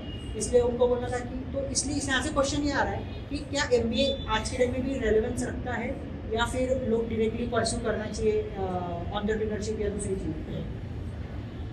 देखिए, मैं आपको एक एग्जांपल से इसका जवाब बताना चाहूँगा। देखिए, दो चीज़ें, पहला तो ऐसा है कि अगर कोई किसी चीज़ के ऊपर सोचना है, जैसे पानीपत की लड़ाई, सब बच्चों ने 10th तक पढ़ा है, तो सवाल ये, अगर नॉन एमबीए बंदा है तो उसके सवाल इस तरीके से होंगे कि भाई पानीपत की पहली लड़ाई कहाँ हुई थी, पानीपत की दूसरी लड़ाई कहाँ हुई थी, पानीपत की तीसरी कहाँ हुई थी, पानीपत की लड़ाई में कितने लोग मरे थे, पानीपत के लिए किसके और किसके खिलाफ हुई थी। ये नॉन एमबीए सोचेगा। वही एमबीए वाला सोचेगा कि भाई सारी लड़ाइयाँ पानीपत में ही क्यों हुई थी। तो ये जो डिफरेंस है, सोच का जो डिफरेंस है, ये एक प्रोवर्ब है फेमस कि education is the ability to meet life situations. Education आपको सिखाता है कि कौन सी सिचुएशन में किस तरीके से टैकल किया जाए। इसलिए जो विदाउट एमबीए सक्सेसफुल हो जाते हैं तो उनकी इनहेरेंट जो स्किल है उसके बेस पे वो हो जाते हैं। बट हम लोग बोलते हैं कि इसने एमबीए नहीं किया फिर भी इतना सक्सेसफुल है, बट हम ये इमेजिन नहीं करते कि भाई अगर ये बंदा इसके साथ में एमबीए भी करता तो ये कहाँ रहता। तो एक भी एक चीज है। तो नो डाउट आजकल जैसे आप बोल रहे हैं, I do agree with you कि प्रेजेंटेशन और इसमें कई सारा उसमें टाइम जा रहा है, कई सारे अपने मीटिंग बहुत ज्यादा होते हैं, इसमें rather than to go on to work on front office में काफी ज्यादा है। I do agree with you, but ऐसा है कि अगर हम टेक्नोलॉजी वाली ट्रेंड पे बैठे हैं और जहाँ आपके हर बॉस को आधे घंटे, 1 घंटे, 2 घंटे के बाद इंस्टेंट रिपोर्ट चाहिए कि कौन सी चीज में कितना प्रोग्रेस हुआ है, तो आपको वो तो एडजस्ट करना ही होगा, वो एडजस्ट करना है, जिसको आप कॉस्ट ऑफ एजुकेशन भी बोल सकते हो। आपको कोई भी प्रोडक्ट हम बना रहे हैं, सर्विस बना रहे हैं, तो मैनेजर्स को आपको लगेंगे। अब ठीक है, वो एक कंपनी मैनेजमेंट का पर्सपेक्टिव हो सकता है कि एमबीए के क्या रोल, वो तो ये सारा क्यों हुआ है। देखिए, ये जो हालांकि क्योंकि प्रोडक्ट लाइफ साइकिल काफी शॉर्ट हो गई है। पहले जमाने में गाड़ी का एक मॉडल बनता था वो 5-5 साल चलता था। आज 5 महीने में गाड़ी का दूसरा मॉडल बन रहा है। तो वो 5 महीने उस प्रोडक्ट का लाइफ साइकिल 5 महीने का है। तो प्रोडक्ट आज मार्केट में आने के बाद में उसका कस्टमर फीडबैक, कस्टमर सेटिस्फैक्शन, उसका सर्वे, उसके बेस में प्रोडक्ट में चेंजेस करके हर 6 महीने के बाद नया मॉडल निकलता है। तो इतना फास्ट हो गया है। सर आज के टाइम में जो 20 स्कूल है वो क्या चैलेंज फेस कर रहे हैं प्रोग्राम्स को लेके कि उनके प्रोग्राम्स को रेलेवेंट रखना है, क्योंकि वो आज के जो इंडस्ट्री रिक्वायरमेंट्स है उसके रिस्पेक्ट में उनको रेलेवेंट रखना है। तो उसके लिए क्या 20 कुछ चैलेंजेस फेस कर रहे हैं कुछ, और हाँ तो क्या उन्होंने कुछ उसमें चेंजेस करने का तरफ जर्नी स्टार्ट करी है या ऑलरेडी हो चुकी है? कोविड से जस्ट पहले एक इंटरनेशनल कॉन्फ्रेंस में नारायण मूर्ति जी ने एक कोट किया था एमबीएस के बारे में, क्योंकि कॉर्पोरेट का एग्जैक्ट रिक्वायरमेंट क्या हो क्या रहा है तो मैं बताना चाहूँगा इस मौके पे। उन्होंने कहा था कि out of 100 eligible candidates only 10% are qualitative. मतलब 100 जो एलिजिबल है जिसके पास एमबीए का डिग्री है उसमें सिर्फ 10% लोग ही ऐसे कि जो क्वालिटेटिव है। And even out of this 10 candidate, those 10 qualitative candidates, only 5% are employed। मतलब 1000 बच्चों में सिर्फ 5 बच्चे ऐसे कि जो इंडस्ट्री के रिक्वायरमेंट के ऊपर आज खरे उतरते। आई एम टॉकिंग अबाउट एक listed group company like Wipro, Infosys, उनकी बात कर रहा हूँ मैं, मिड कैप और लोअर कैप की बात नहीं कर रहा। तो अगर 1000 में से 5 ही बच्चे एम्प्लॉयबल निकलते, ये स्टेटमेंट अगर नारायण मूर्ति जैसे आदमी अगर उनके लेवल का आदमी अगर बोल रहा है तो मेन प्रॉब्लम क्या है इसमें कॉर्पोरेट एकेडमिक 20 स्कूल्स के सामने कि, और ये पोस्ट पैंडेमिक के काफी ज्यादा बड़ा ये प्रॉब्लम कि बच्चों में जो विलिंगनेस है उस चीज को करने वो बहुत ज्यादा। ये कोर्स वही है, इंफ्रास्ट्रक्चर वही है, course day by day reach होते जा रहा है, infrastructure day by day reach होते जा रहा है, लेकिन लाइब्रेरी में आने वाला बच्चा डे बाय डे कम होते जा रहा है। तो सर ये जो प्रॉब्लम है जैसे आपने अभी एड्रेस किया कि बच्चे जो विलिंगनेस है या उनका फोकस बोलो, अटेंशन स्पैन बोलो कम हो, तो सर इसको एड्रेस करने के लिए हम क्या कर सकते हैं ताकि वो उनका अटेंशन स्पैन बढ़ा सके, या उनका हम लोग मतलब इस पूरी चीज़ को हैंडल कैसे कर सकते हैं? आपका क्या इसमें आपने सोचा है? इस पूरी चीज़ को हैंडल करने के लिए, और कोई भी ये एमबीए ही नहीं, हर एजुकेशन का हर बच्चे को अगर उसके टारगेट पे फोकस करना है, अगर उसको एम्प्लॉयबल बनना है तो उस बच्चे को सबसे पहले मैं तो चाहूँगा कि हर पेरेंट्स को या हर बच्चे को उसका आने वाले 5 से 10 साल का जो उसका लॉन्ग टर्म गोल है वो उसने पहले सेट करना चाहिए। जैसे बच्चा 12th हो जाता है, हमारे देश में 18 साल का बच्चा मतदान कर सकता है, सरकार डिसाइड कर सकता है, बट वही बच्चा जब उसकी एजुकेशन की बात आती है तो वो पूछता है मम्मी में क्या है, वो पापा में क्या करूँ, मेरा दोस्त ने किया, मेरे उस दोस्त ने किया, मेरे दोस्त ने किया। तो वही बच्चा उसके करियर के बारे में काफी थोड़ा मतलब उसको साइलेंटली निग्लेक्ट कर देता है। तो मैं बच्चों से अपील करना चाहूंगा कि भाई आपका जो इंटरेस्ट है, आपका इंटरेस्ट आप बनाए रखो, और आपकी खुद को आप 10 साल के बाद कहाँ रखते हो, ये टारगेट अगर आपको मिल जाता है, अगर ये टारगेट खुद के सामने रखते हो तो फिर आपका पूरा जर्नी आसान हो जाता है, क्योंकि बच्चा फिर वो एफर्ट लेने के लिए तैयार हो जाता है। तो ये जो है ये इनहेरेंट विलिंगनेस है, ये अंदर से आएगा और ये बच्चों ने खुद ने करना चाहिए। सर मैं इसको थोड़ा और एक्सप्लोर करना चाहूँगा इस बात को कि जो बच्चे की बात होगी, सर क्या आपको ऐसे लगता है कि जो बच्चों का जो ग्रोथ है जो भी उनका है उसमें 2 स्टेक होल्डर्स है, एक है बच्चा और एक है एजुकेटर, टीचर, इंस्टीट्यूट, दूसरा, ये दोनों स्टेक होल्डर मिलकर वो जर्नी साथ में पूरी कर रहे हैं। तो जैसे हम लोग ने बताया कि इनका अटेंशन स्पैन कम हो रहा है या जो चैलेंजेस वो फेस कर रहे हैं, तो इसमें एज अ इंस्टीट्यूट भी हम लोग कुछ कंट्रीब्यूट अगर कर पाएंगे तो क्या हम लोग इसमें बेसिकली तो जैसे आप बोल रहे हैं ना, तो मैं आपको बताना चाहूँगा कि इसमें 4 स्टेक होल्डर है। एक बच्चा खुद, दूसरा जो इंस्टीट्यूट जो बच्चों को पढ़ा रहा है, तीसरा जो यूनिवर्सिटी या गवर्नमेंट का वो डिपार्टमेंट जो उस कॉलेज को उस बच्चों को पढ़ाने के लिए परमिट कर रहा है, जो उसकी रेगुलेटिंग अथॉरिटी है, और चौथा इन तीनों से इम्पोर्टेंट है वो बच्चे के पेरेंट्स या गार्डियन। ये चारों जो स्टेक होल्डर्स है, इसमें चारों की अपनी अपनी जिम्मेदारी है। बच्चे की जिम्मेदारी पढ़ना है, बच्चे को उसके 10 साल का करियर गोल ऑब्जेक्टिव करना है, और जो बच्चा उसके 10 साल का अगला करियर गोल लेके ऑब्जेक्टिव लेके चलता है या आता है, तो ऑन द कॉन्ट्ररी इंस्टीट्यूट की जिम्मेदारी बहुत ज़्यादा बढ़ जाती है। इंस्टीट्यूट में जो काउंसलिंग सेल होता है, जो मेंटरिंग सिस्टम होता है, हर 15 बच्चों के पीछे एक फैकल्टी कोऑर्डिनेटर, ये मेंटरिंग सिस्टम हर इंस्टीट्यूट में आजकल न्यू एजुकेशन पॉलिसी में है।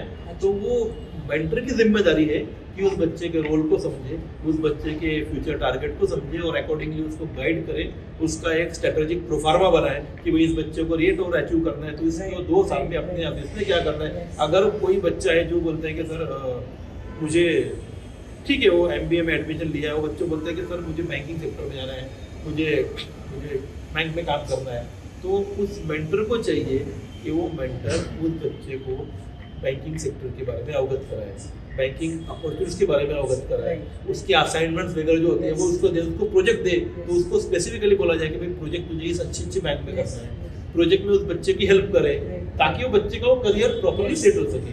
और अगर बच्चा एक सिटी में रहता है, उसके प्रोजेक्ट को अगर कोई दूसरी जगह जाना है, तो पेरेंट्स का भी उसमें इक्वल योगदान होना चाहिए कि बच्चे को अलाउ करना चाहिए सारी चीजें। तो ये एक जो बोलोगे जॉइंट एफर्ट है, जॉइंट वेंचर है। और इसमें सबसे खूबसूरत बात ये है कि अगर बच्चे का इंटरेस्ट है तो बाकी तीनों तैयार हो जाते हैं। बच्चे का इंटरेस्ट है, मैंने आज तक ऐसा पेरेंट नहीं देखा कि बच्चों का इंटरेस्ट और पेरेंट्स मना कर, आज तक मैंने फॉर्चुनेटली मेरे लाइफ में नहीं देखा। और कोई बच्चे का इंटरेस्ट है और टीचर उसको मना कर रहे हैं, ऐसा मेरा कॉलेज में क्या मैंने आज तक कहीं किसी कॉलेज में देखा भी नहीं, सुना भी नहीं। तो बच्चे का इंटरेस्ट उसमें बहुत ज्यादा मैटर करता है। बच्चे को मैं 70% बोलूंगा और 30% में बाकी तीनों का 10-10%। सर आज हम लोग देख रहे हैं कि IIM से, क्योंकि वो प्रीमियर इंस्टीट्यूट्स MBA के इंडिया में या for that matter globally across Europe में भी देख लो, USA में देख लो, हर कॉन्टिनेंट वाइज या हर कॉलेज पे देख लो, MBA की जो फीस है वो हर साल दर साल बढ़ती जा रही है। तो क्या ये एक कॉस्ट बैरियर जैसा एक्ट कर रहा है स्टूडेंट्स के लिए, और इसको एड्रेस करने के लिए क्या कर सकते हैं, या फिर इसकी चिंता करने की ज़रूरत नहीं है, इसके लिए सॉल्व करने के लिए सोल्यूशन अवेलेबल है? फीस का जो कंसर्न है उसमें देखिए, हम पहले तो IIMs की बात करें। IIMs की फीस बड़ी है, लेकिन जो IIM की फीस बड़ी है मतलब वो बेरेबल है, वो as compare to private universities जो है, IIM की फीस उतनी ज़्यादा नहीं बढ़ी है। IIM की फीस फिर भी एक लिमिट में है, और अगर बच्चा IIM में एडमिशन लेता है तो फॉर्चुनेटली अगर उसको मिलता है, मैं फॉर्चुनेटली वर्ड यूज करूँगा क्योंकि कई लाखों में से कई हजार बच्चे जाते हैं, तो उसका एडमिशन मिलता है। तो IIM में first day at the day of admission वहाँ पर लिटरली सारे बैंक्स के कैंप्स लगे होते हैं, और बच्चा सिर्फ वहाँ अपने कपड़े पहन के जाए, बच्चे को पूरी लोन उसी सेम डे उसको लोन मिल जाता है, उसके पूरे करिकुलम का लोन मिल जाता है विदाउट गारंटी, क्योंकि बच्चे उनको पता है कि ये बच्चा पास आउट होने के बाद में इसका पैकेज जो होगा ये अपना लोन तो इजीली रिपे करेगा। तो इसलिए लोन की फैसिलिटी वो IIM से बहुत अच्छा है। IIM और IIT में वो फैसिलिटी कि फर्स्ट डे आपको मिल जाता है। तो अगर आप IIM के लिए सोच रहे हो और आपका इकोनॉमिक पोजीशन अगर बहुत ज़्यादा डाउन भी है तो भी आपको चिंता करने की ज़रूरत नहीं है। मैं आपको बोलूँगा कि अपील करूँगा कि आप बहुत अच्छा मन लगा के पढ़ो, और अगर आपका IIM में सिलेक्शन होता है तो आप चिंता मत करो, बाकी सारा हमारा रीफ्रेम पॉडकास्ट पे छोड़ दो भाई। हम आपको आपका सिलेक्शन हो जाता है तो आपको पूरा आगे का पूरा काउंसलिंग करके आप वो चिंता मत कीजिए। और अगर कोई गरीब बच्चा भी है, अगर कोई इकोनॉमिकल उसकी का भी ज़्यादा, अगर एक्चुअली बेसिकली बच्चा गरीब नहीं होता, हालात थोड़ा होता है, अगर सिचुएशन है तो उस चीज़ में भी कोई दिक्कत नहीं है। पॉडकास्ट रीफ्रेम के माध्यम से हम और आप ऐसे लोगों की हेल्प करने के लिए स्कोर कर सकते हैं, उनको हर तरीके का असिस्टेंट प्रोवाइडर हो सकता है, सब्जेक्टेड टू कि बच्चे की पढ़ने की इच्छा हो और कुछ कर दिखाने का उसमें जज्बा हो। और रही बात फीस की, जो प्राइवेट यूनिवर्सिटी होती है उनकी फीस बहुत ज़्यादा है। बाकी जो गवर्नमेंट कॉलेजेस है या जो प्राइवेट कॉलेजेस है जो गवर्नमेंट के अंडर आते हैं, उनकी फीस एक शिक्षण शुल्क समिति होती है, वो हर साल डिसाइड करती है। और अगर उसका बच्चों का ये गवर्नमेंट के कॉलेज या सेमी गवर्नमेंट कॉलेजेस में एडमिशन हो जाता है, तो बच्चा अगर कैटेगरी से बिलोंग करता है, SC ST BJ, तो उसको 100% फीस उसका गवर्नमेंट भरता है। अगर बच्चा OBC से बिलोंग करता है तो उसका 50% फीस गवर्नमेंट भरता है। और अगर बच्चा ओपन में है लेकिन उसका इनकम 8 लाख से कम है तो उस केस में बच्चे का 50% फीस गवर्नमेंट भरता है। और महाराष्ट्र गवर्नमेंट तो गर्ल्स का तो ऑलमोस्ट सारा ही फीस महाराष्ट्र गवर्नमेंट भर रही है, पे कर रही है, मतलब वो उसके रिइम्बर्समेंट करे। तो उसमें कोई फीस का इश्यू तो मेरे हिसाब से एमपी में आज की डेट में, अगर आप हाई टारगेट है, बहुत ऊपर लेवल पे जा रहे हो, IIM में जाते हो, तो सोल्यूशन मैंने आपको बता दिया। अगर आप वहाँ नहीं जा रहे हो तो गवर्नमेंट, प्राइवेट गवर्नमेंट, जैसे गवर्नमेंट और प्राइवेट कॉलेज में आप पढ़ना चाह रहे हो, उसमें भी गवर्नमेंट सरकार आपका साथ तो बता है, सरकार आपके साथ में, तो वो दिक्कत नहीं है। हाँ, अगर आप कोई प्राइवेट यूनिवर्सिटी से पढ़ना चाहते हो, प्राइवेट यूनिवर्सिटी में फीस काफ़ी ज़्यादा है, फिर उसके लिए आपको लोन वगैरह लेके वो करना पड़ेगा। मतलब इन शॉर्ट, आपको अगर कोई कॉलेजेस में जाना है जहाँ पे आपको लग रहा है कि फीस एक बैरियर हो सकता है, इसीलिए अगर आप ये ऑप्शन छोड़ रहे हो तो ऐसा मत करो। आप पैशनेटली अगर उस चीज़ को परस्यू करोगे, आप एक अच्छा स्कोर ला सकते हो। उस बी स्कूल के लिए आप एलिजिबल होते हो with respect to your score, तो फीस एक बैरियर नहीं है। उसके लिए बहुत सारे ऑप्शंस अवेलेबल है, जैसे सर ने बताया, लोन हो गया, एजुकेशनल लोन अवेलेबल है, गवर्नमेंट स्कीम्स है, या डिफरेंट स्कॉलरशिप्स है जो प्राइवेट ऑर्गेनाइजेशन भी प्रोवाइड कर रहे हैं। तो आपको कर सकते हो pursue without worrying about finances का कैसे होगा। और हर सिटी में अलग अलग वहाँ की जो दातृत्ववान लोग होते हैं उनसे भी होता है। जैसे जलगांव सिटी की अगर बात करें, तो यहाँ के हमारे आदरणीय माजी मंत्री सूर्यदादा जैन साहब थे, उनकी सीड करके एक योजना है, उस योजना के माध्यम से भी वो हजारों लोगों को आज तक मदद कर चुके हैं। तो ये जलगांव का हो गया। ऐसे बहुत सारे एनजीओ है, बहुत सारे देश में, बहुत सारी जगह होता है। आपको सिर्फ थोड़ा आंखें खुली रख के थोड़ा ढूंढना आपको पड़ेगा, आपको तो अच्छा ही लाना पड़ेगा, और थोड़ा आपको अगर आपको ये मदद चाहिए तो आपको थोड़ा एक आंखें ओपन रख के थोड़ा सा एक सर्च आउट करके ऑप्शन ढूंढने पड़ेंगे, मिल जाएंगे। सर, जब हम लोग MBA कर रहे हैं, MBA प्रोग्राम में हम MBA कर रहे हैं, तो एंटरप्रेन्योरशिप जो है, क्योंकि हम लोग देखते हैं कि MBA जनरली करना तो मोस्टली लोग इंटरव्यू में बोलेंगे मुझे बिजनेस करना है, पर हम देखते हैं कि वो मोस्टली ज़्यादातर MBA ग्रेजुएट्स जॉब करने जा रहे हैं। They are doing job rather than creating job, जो हम लोग बहुत लगा सुनते हैं कि लोग you be creator rather than the seeker. तो इसके लिए सर, जब हम लोग MBA प्रोग्राम में हैं, तो क्या ऐसे कोई, जैसे आपने इलेक्टिव्स बोले अलग, वैसे कुछ अवेलेबल है, या फिर स्टूडेंट ने खुद इनिशिएटिव लेना चाहिए, और लिया तो उसको कैसे परस्यू करे उसको वाइल डूइंग MBA? क्योंकि हमें ये भी पता है कि MBA का जो प्रोग्राम है वो बहुत एक रिगरस प्रोग्राम है, बहुत ही टाइम, मतलब आपको इंस्टीट्यूट में अलग अलग चीज़ों में देना है। तो उसके साथ में अगर इसको करना है तो क्या कॉलेज इसको सपोर्ट करता है, और नहीं, और हाँ तो कैसे, और उसको कैसे हैंडल करते हैं? अभी ऐसा है कि बेसिकली MBA प्रोग्राम जो शुरू हुआ, Bharat AICTE, all India council for technical education, इन्होंने MBA प्रोग्राम शुरू किया। इसका जो सबसे पहला था 80s में जब ये प्रोग्राम शुरू किया गया, उसके अगर मैनुअल्स आप गूगल पे पढ़ोगे तो उसमें बेसिकली दिया गया है कि ये प्रोग्राम शुरू क्यों किया गया है, to provide a good quality of entrepreneurs and a good quality of businessman to the nation. तो ये इटसेल्फ AICTE का डायरेक्टिव ऐसा था कि इसमें हम अच्छे खासे एंटरप्रेन्योर्स हम लोग देश को दे सके, जो इस देश का बिजनेस सेक्टर, कॉर्पोरेट सेक्टर को चला सके। अब ऐसा हो गया कि ये करते करते स्टार्टिंग के एरा में जॉब्स काफ़ी थे और अपॉर्चुनिटी और बंदे काफ़ी कम थे। तो अगर आपको इजीली जॉब मिल जाता है, इजीली आपको अच्छा खासा पैकेज मिल जा रहा है आपको, तो एंटरप्रेन्योरशिप की तरफ टर्न अप होने का प्रमाण, रेशियो जो काफ़ी कम था उस चीज़ में। हालांकि डे बाय डे इंस्टीट्यूशन काफ़ी ज़्यादा हो गए, आज की डेट में इंस्टीट्यूशन काफ़ी ज़्यादा है, और प्लेसमेंट अच्छा मिल पाना उतना भी सहज नहीं है। बट फिर भी लोग जॉब की तरफ भी भागते हैं, एंटरप्रेन्योरशिप में काफ़ी कम लोग आते हैं। हालांकि अगर आप MBA प्रोग्राम देखोगे तो उसमें सबसे ज़्यादा फोकस जो है वो एंटरप्रेन्योरशिप के ऊपर ही किया गया है। ऑब्जेक्टिव एंटरप्रेन्योरशिप ही MBA का ऑब्जेक्टिव कि to provide to be a job creator rather than job, जैसे आपने बोला जॉब सीकर।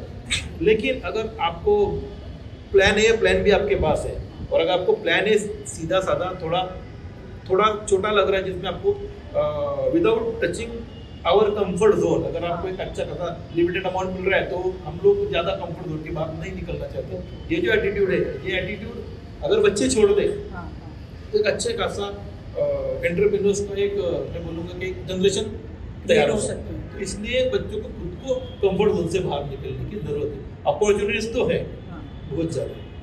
और जैसे कुछ कॉलेजेस में हम लोग इसके लिए रिसर्च कर रहे थे, तो हमें पता चला कि कुछ IIMs है जो कि आपको एंटरप्रेन्योरशिप के लिए प्रमोट करते हैं। वो इस तरीके से कि आप अगर फाइनल ईयर में आपके प्लेसमेंट में नहीं भी बैठते हो तो आप अगर एंटरप्रेन्योरशिप कर रहे हो तो नेक्स्ट ईयर या जो भी ईयर है उसके बाद आपको वो अलाउ करेंगे प्लेसमेंट में बैठने के लिए, अगर आपका बिजनेस उतना सक्सेसफुल नहीं हो पाता तो कॉलेजेस भी उसको अलग अलग तरीके से सपोर्ट कर रहे हैं। डिफरेंट इंक्यूबेशन सेंटर्स भी होंगे जहाँ पे आप एंटरप्रेन्योरशिप डेवलपमेंट सेल भी है, कई सारी चीज़ें हैं। लेकिन जैसे मैं फिर से आपको एक बात बोलना चाहूँगा कि आईएम्स का जो कल्चर है और आईएम्स की जो रिक्वायरमेंट है वो टोटली अलग है। Yes yes. और जब हम आईएम्स के बारे में बोलते हैं तो हम 0.1% मॉक के बारे में बोलते हैं। एग्जैक्टली। और जब हम अदर देन आईएम्स बोलते हैं तो हम 99.9% के बारे में बोलते हैं। तो आईएम्स में जो है वो इस चीज़ को कर सकते हैं क्योंकि वो पता है कि जो बच्चे का सिलेक्शन अगर आईएम में हुआ है तो उसका टैलेंट लेवल हुआ है, उसका सब लेवल हुआ है, वो एंटरप्रेन्योर सक्सेसफुली बन ही पाएगा। और अगर नहीं भी बना तो अगले नेक्स्ट या उसके नेक्स्ट में उसको प्लेसमेंट मिलना ही मिलना है। लेकिन जो टायर 2 टायर 3 इंस्टीट्यूट्स है जहाँ पर ऑलरेडी इंटेक काफ़ी अच्छा खासा है, तो वहाँ पर अगर बच्चा एंटरप्रेन्योरशिप का सोचे तो उसके लिए वहाँ पर इंक्यूबेशन सेंटर भी होता है, एंटरप्रेन्योरशिप डेवलपमेंट सेल भी होता है। और उस सेल के अंदर से जो गवर्नमेंट ऑफ इंडिया की कई सारी स्कीम्स है उसके लिए मार्गदर्शन भी किया जाता है। लेकिन फिर से घुमा फिरा कर ये विषय वहीं पर आता है कि बच्चे उस चीज़ की तरफ टर्न नहीं होते। क्यों 10-12 हज़ार 15,000 20,000 25,000 रुपये महीना, मतलब 3 4 5 4 5 6 7 LPA का जॉब करने से तो बेहतर है कि आप आपका खुद का स्टार्टअप शुरू करो जहाँ पर आपके डिग्री के बेस पे, आपके प्रोडक्ट के बेस पे गवर्नमेंट ऑफ इंडिया आपको 50 लाख से 1 करोड़ तक का लोन दे रही है, मुहैया करा रही है, उसमें सब्सिडी आपको मिल रही है, कई तरह मिल रही है। At the very beginning of your business आप 4-5 बंदों को लेकर खुद का बिजनेस आप चलाते हो, तो ये काफ़ी मैटर है। MBA के लिए जो स्कूल में वो जा रहा है वहाँ का जो एलुमनाई नेटवर्क है, जो मेंटर्स है, उसका सर उस स्टूडेंट के MBA के कोर्स में या आगे के उसके लाइफ लॉन्ग क्या इम्पैक्ट आता है सर? मतलब एलुमनाई नेटवर्क क्या इम्पोर्टेंस रखता है? एलुमनाई जो है, एलुमनाई का रोल जो है वो इंस्टीट्यूट में टीचर्स के बाद सबसे ज़्यादा है। टीचर्स के पास सबसे ज़्यादा है। अगर मैं मेरे बच्चे को कोई चीज़ बताऊँ कि भाई क्लास में भाई तुझे मेडिटेशन करना है, तुझे योगा करना है, तुझे ये करना है, या तुझे ये असाइनमेंट करके आनी है, या तुझे इस पॉइंट के ऊपर प्रेजेंटेशन देना है, तो मैं अगर हम 4 बार भी टीचर उसको बताते तो वो सुन लेता है, वो इम्प्लीमेंट नहीं करता। वही अगर कोई अलुमनी का हम टॉक शो रखते हैं और अलुमनी अगर उसको बोलता है कोई भी कि भाई आपको बच्चों आपको ये चीज़ करनी है क्योंकि ये चीज़ लाइफ में लगती है, यू वोंट बिलीव, बच्चे खुद से करने लग जाते हैं। बच्चे खुद आके बोलते हैं कि सर ये असाइनमेंट लो, इस टॉपिक के ऊपर लो, क्योंकि वो इस टॉपिक शेखर भाई ने बोला था 2015 के बैच में ऐसा बोला था, इस तरीके से करते हैं। तो ये अलुमनी का रोल है। दूसरा है कि इंस्टीट्यूट का जो प्लेसमेंट नेटवर्क होता है, प्लेसमेंट सेल होता है, उसमें ऑलमोस्ट हर इंस्टीट्यूट के 40-50% प्लेसमेंट जो होते हैं वो अलुमनी नेटवर्क के थ्रू ही होते हैं। क्योंकि जैसे एक मराठी में, हिंदी में कहावत है ना भाई, शोरूम में इतना तो गोडाउन में कितना। तो अगर अपना अलुमनी वहाँ पर एक अच्छा खासा परफॉर्म कर रहा है किसी कंपनी में, तो नो डाउट उस कंपनी के उसके सीनियर्स को भी लगता है, उसके HR को भी लगता है कि भाई ये शोरूम में ये बच्चा इतना है तो इसका इंस्टीट्यूट भी अच्छा ही होगा, because he is representing that institute there. तो इसलिए अलुमनी का रोल अच्छा है और अलुमनी से अपेक्षा भी बहुत है। कई बार ऐसा होता है कि 100 की अगर बैच है तो उसमें 10, 15 या 20 अलुमनी ही कॉन्टैक्ट में होते हैं, बाकी 80 लोग कॉन्टैक्ट में नहीं होते। तो अगर कोई मेरे कॉलेज के नहीं, अगर बाकी कॉलेजेस के अलुमनी भी अगर ये इंटरव्यू सुन रहे हैं, अगर ये देख रहे हैं, तो उनको भी अपील करता हूँ कि भाई आपके कॉलेज को आपकी बहुत ज़्यादा ज़रूरत है, आप आपके कॉलेज के टच में रहो। और आपके कॉलेज को ही नहीं, आपके कॉलेज में आपके जूनियर्स को भी आपकी बहुत ज़्यादा ज़रूरत है। और जूनियर्स को भी नहीं, अगर जूनियर्स आपके साथ में आगे बढ़ते हैं तो देश को भी आपकी बहुत ज़्यादा ज़रूरत है। तो आप आपके पर्टिकुलर कॉलेज के टच में रहना ही चाहिए। सर MBA को अभी आप आने वाले 5 से 10 साल में कैसे देख रहे हो, इसकी ग्रोथ क्या होगी और कौन से स्किल्स है जो फ्यूचर में बिजनेस लीडर्स बनाएंगे, कौन से स्किल्स बहुत इंपॉर्टेंट है, क्रिटिकल रोल प्ले करेंगे, और MBA का आने वाले 5 से 10 साल में क्या रोल रहेगा, वो ग्रो करेगा नहीं करेगा, या करेगा तो किस तरीके से कैसा होगा? MBA का जो आने वाले 5 से 10 साल में, जैसे 80s में MBA जो था ये पूरा मैनुअल मोड पे था। राइट। 90s से 2010 तक MBA जो जैसे इंडस्ट्री रिवोल्यूशन हुआ, इंडस्ट्री 4 आया, वैसे बोलो तो 90 से 2010-11 तक MBA सेमी ऑटोमेटिक मोड पे था। 2011 से 2020 तक बिफोर कोविड MBA ये ऑटोमेटिक मोड पे था, लेकिन अब MBA जो ये डिजिटल मोड पे है। अब मैं बोलूँगा कि आने वाले 2030 या 32 तक MBA जो है ये AI मोड पे रहेगा। ठीक है, AI मोड। अब AI मोड का कहने का मेरा मतलब ऐसा है कि आने वाले 7-8 साल के बाद में MBA कैंडिडेट अगर है तो जैसे वो इंडस्ट्री में एंटर करता है तो ये तो प्रिटेंड ही किया जाएगा कि उस कैंडिडेट को मार्केटिंग से लेके, अगर वो मार्केटिंग में भी अगर आप फाइनेंस में कोई बंदा भर रहे हो तो अगर फाइनेंस वाले बंदे को अगर आप मार्केटिंग की 4P या 7P पूछते हो तो उसको आना चाहिए। इस तरीके से कंपटीशन वहाँ होने वाला है, क्योंकि ये सारा जो है मार्केट ओरिएंटेड होने वाला है।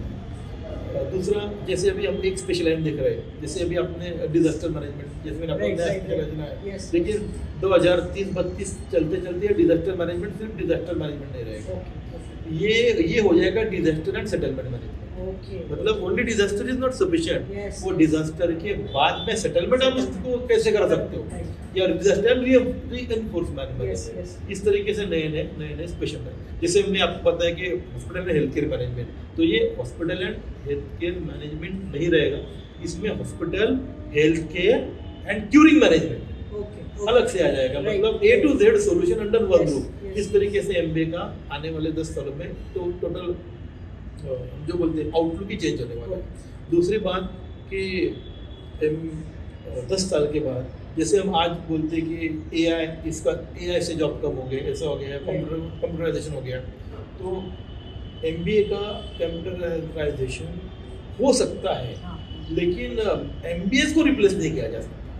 उसके पीछे का बेसिक लॉजिक ये है कि आर्टिफिशियल इंटेलिजेंस कितना भी हायर हो जाए, आर्टिफिशियल इंटेलिजेंस में एक चीज़ नहीं है जो मैनेजर्स को अलग बनाती है, एंड दैट थिंग इज कि emotions, EQ, emotional question and emotion. IQ है, उसके बाद EQ नहीं है। और MBA का जो बेस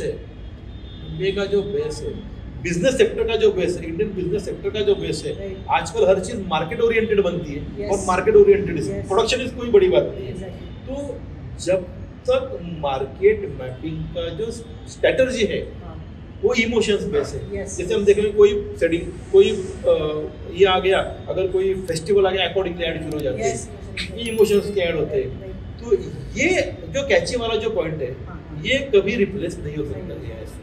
तो मैनेजमेंट में ही नहीं, हर चीज में AI हावी हो सकता है, बट पूरी तरीके से नहीं। सर, अभी जो स्टूडेंट्स परस्यू कर रहे हैं या करने वाले फ्यूचर में, उनके लिए आपकी क्या एडवाइस होगी? उन्होंने कौन सी चीज़ें जो प्रायोरिटाइज करनी चाहिए उनके जर्नी में, ताकि वो जब MBA के लिए परस्यू मतलब जो MBA करेंगे उनकी वो जर्नी और स्मूथ हो सके, या उसको वो ज़्यादा अच्छे से एंजॉय कर सके? तो सबसे पहले तो भाई देखिए, एक फ्रेज है, human mind is like a parachute, it only works when open. मतलब आदमी का जो दिमाग है ये पैराशूट जैसा है, ये तभी काम करेगा जब ये खुलेगा। तो मैं सबको बोलूँगा कि सबसे पहले अपना दिमाग खोलो, खुद को कहाँ पर आपको रखना है, आपके खुद के लिए क्या गोल है, वो गोल आप डिसाइड करो, और गोल के अकॉर्डिंगली फिर आप एक फ्लो चार्ट बनाओ, एक स्टेप वाइज प्लान बनाओ, और उस प्लान के हिसाब से ही आप चलो। अगर आप रैंडमली करते रहे तो उस चीज़ में कोई मतलब उसमें बेनिफिट नहीं है। तो आपको ये करना है आज की डेट में, आप MBA कर रहे हो या करने वाले हो या कर चुके हो। अगर आप कर चुके हो तो आपको आपको वहाँ से आगे 5 साल का 10 साल का आपका करियर ऑब्जेक्टिव बनाना है। अगर आप MBA कर रहे हो तो आपको सबसे पहली रिस्पॉन्सिबिलिटी ये है कि भाई स्पेशलाइजेशन कौन सा लेना है, और तो वो आपके इंटरेस्ट के ऊपर डिपेंड है। और अगर आप MBA का सोच रहे हो तो सबसे पहले तो आपको ये कंफर्म करना है कि आपको MBA ही करना है। अगर कोई बंदा कंस्ट्रक्शन फील्ड में अगर उसको MBA करना है, MBA ऑपरेशन में करना है, और उसको कंस्ट्रक्शन फील्ड में रहना है, तो मैं उसको सलाह दूंगा भाई कि आप एमबीए ऑपरेशन करने के बजाय national institute of construction management NICA में वहां पर जाओ और वहां पर आप एमबीए इन कंस्ट्रक्शन मैनेजमेंट का कोर्स करो। तो आपको जो करियर करना है उस करियर से रिलेटेड आपको जो कोर्सेस है, अगर किसी को इकोनॉमिक्स में बहुत ज्यादा इंटरेस्ट है और वो ये सोच रहा है कि मैं एमबीए फाइनेंस करके मुझे इकोनॉमिक्स में कहीं अच्छा जॉब करना है, तो मैं उसको बताऊंगा भाई आप एमबीए, आपको इकोनॉमिक्स पर्टिकुलर इकोनॉमिक्स में आपको सोचना है तो एमबीए फाइनेंस करने के बजाय आप जो दिल्ली का इंडियन इंस्टीट्यूट ऑफ इकोनॉमिक्स और स्टैटिस्टिक्स है उसके अंदर जो इकोनॉमिक्स का कोर्स है, जो पीजीडीएम जैसा कोर्स है इकोनॉमिक एमबीए, वो आप करो, बड़ा टारगेट आप रखो तो आपका इजीली वर्कआउट होगा। आपको जिस चीज में एमबीए करना है, स्पेशलाइज बहुत ज्यादा अवेलेबल है, उस पर्टिकुलर अलाइड ब्रांच अगर है तो उस पर आप पहले फोकस करो। और सबसे ये सबके आखिरी और सबसे ज्यादा इम्पोर्टेंट कि आपका इंटरेस्ट। आपको at the end of the day summarize is interest. आपका इंटरेस्ट क्या, आपका वो बहुत इम्पोर्टेंट, वो बहुत ज्यादा इम्पोर्टेंट है। एक प्रमोद बत्रा जी का एक काफी फेवरेट उनके स्टेटमेंट है, प्रमोद बत्रा एक मैनेजमेंट थिंकर है, उनके काफी एक फेवरेट स्टेटमेंट है कि वो बोलते हैं कि if you want happiness for अ हार टेक अ नैप। अगर आपको एक घंटे के लिए हैप्पीनेस चाहिए तो आप सुस्ता लो। If you want happiness for a day go on picnic, go on picnic. अगर आप एक दिन का चाहिए तो पिकनिक ले लो भाई। If you want happiness for a week go on vacation. एक घंटे की हफ्ते की चाहिए तो आप वैकेशन पे चले आओ।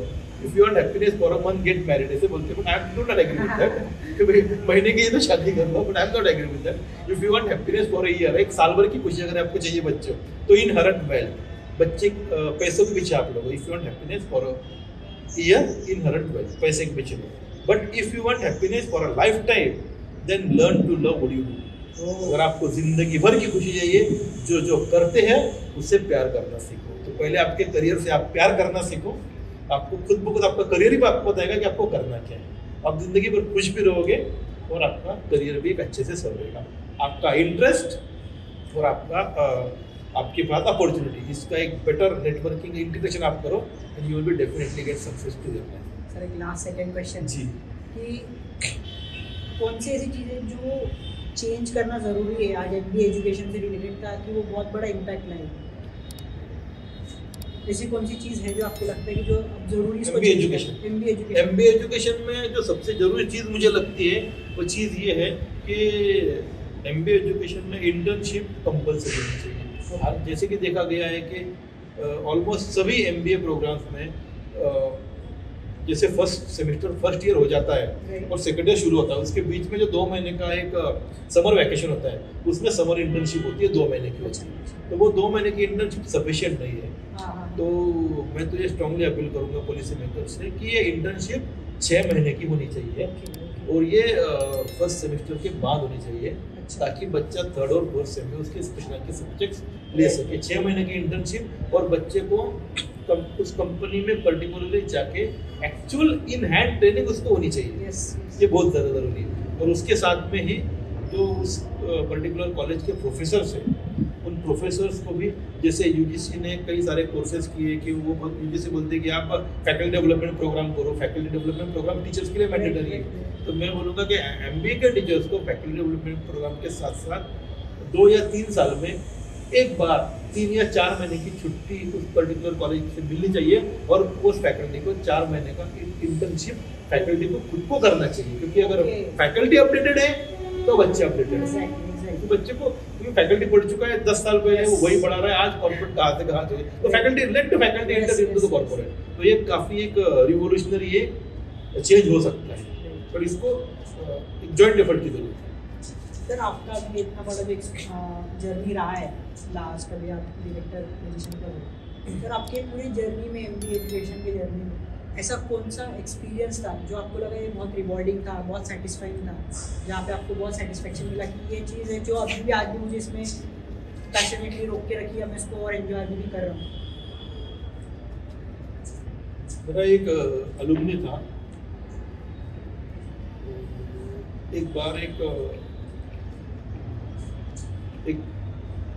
कंपनी में मेरा एक बच्चा इंटर्नशिप के लिए गया।